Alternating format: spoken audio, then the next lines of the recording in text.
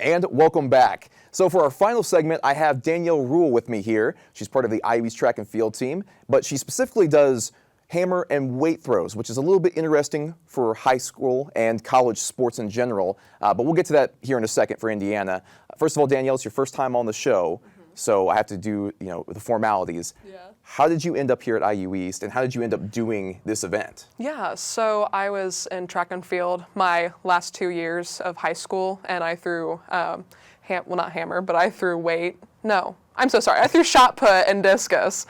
And then, because they don't have hammer or weight in high school curriculums in Indiana.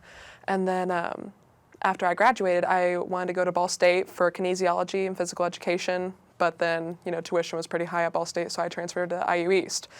And IU East has been great, but I didn't do track or field the first 2 years here because I was intimidated.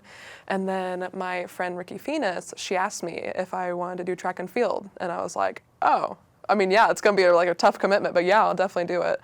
And so, I mean, it was all basically just Ricky recruiting me. And I've loved it ever since, though.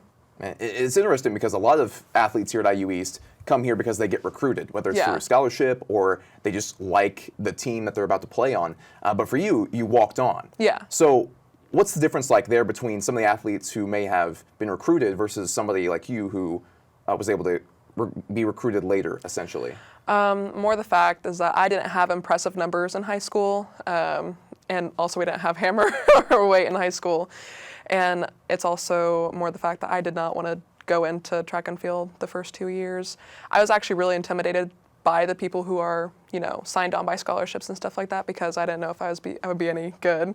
But it's actually taken a big turnaround as, setting records and stuff like that. So it's been pretty good. Yeah, big factor there, big note, setting records.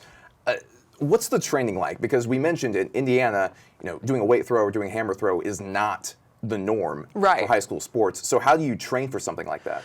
So, well, at first we didn't know how we were going to do it, but we train in the little gym that's beside the weight room at Springwood, and that's why there's a little marks everywhere on the wall because we have to throw a med ball with a string attached to it or rope.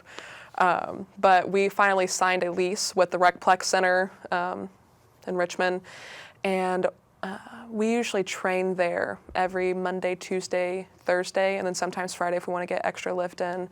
But we weight lift twice a week right now, but in the fall time we weight lift 3 times a week, and then we have practice every other day. So let's talk about those records for a second. You've broken, a lot, especially because there's been so much talk about it from the IU East pages, especially from the track and field page. Just tell me a little bit about those records in general. What have you broken so far, and what does it mean to break those records? So my first track meet was at, I think, Indiana Tech for the fall for weight.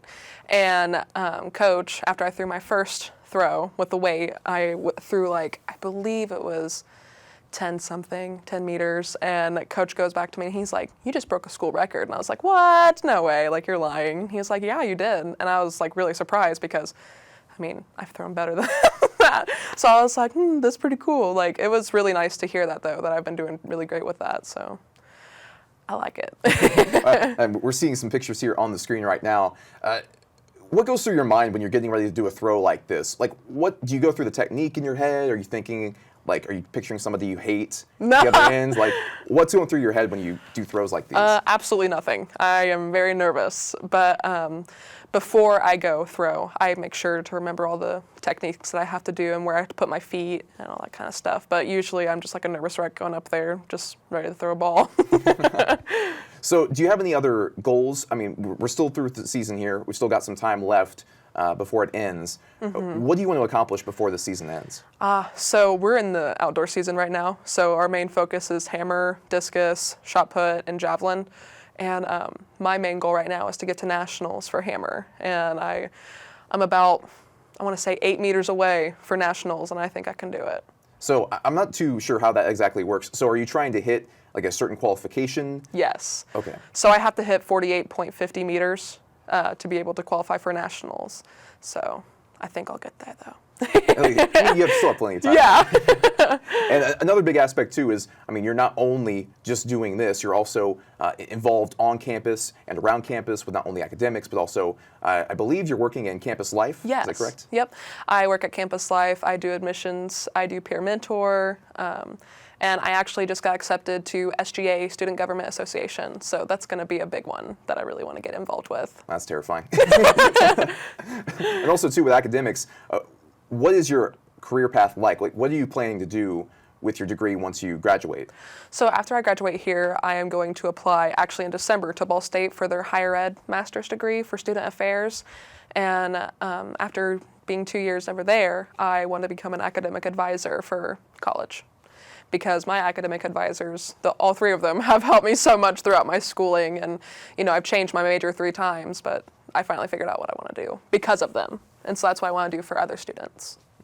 And so finally, with all this in mind, you've gotten past the intimidation aspect, and Yes. you've broken records. Yes. You're here on campus, you're still doing a lot of stuff, especially when you apply in December for the Ball State thing.